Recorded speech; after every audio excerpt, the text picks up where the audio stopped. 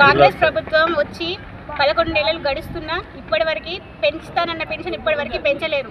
4,000 రూపాయలలో అసలు ఏమొస్తుందో ఏం అర్థమవుతలేదో ముఖ్యమంత్రి గారు కూడా కొంచెం చూడాలి. ఎందుకంటే వృద్ధులు ఉంటారు మా దాంట్లో కూడా, నెలకి హాస్పిటల్లోకి వెళ్తుంటారు, వాళ్ళకి మందులకు కూడా సరిపోవటం లేదు. కనీసం రెంట్కున్న వాళ్ళ రెంట్ ఎలా కట్టుకుంటారు? ఆ 4,000 రూపాయలలో అసలు వాళ్ళ జీవితభత్యం ఎలా గడుస్తుంది?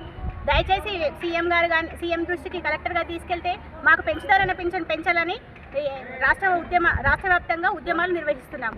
ఎన్పీఆర్టీ ఆధ్వర్యంలో రాష్ట్ర వ్యాప్తంగా కలెక్టర్ కార్యాలయం ముందు ధర్నా చేపట్టడం జరుగుతుంది. గతంలో కాంగ్రెస్ ప్రభుత్వం ఇచ్చిన హామీని వెంటనే అమలు చేయాలని చెప్పి, అట్లాగే కొత్త పెన్షన్దారులు చాలామంది అప్లై చేసుకున్నారు.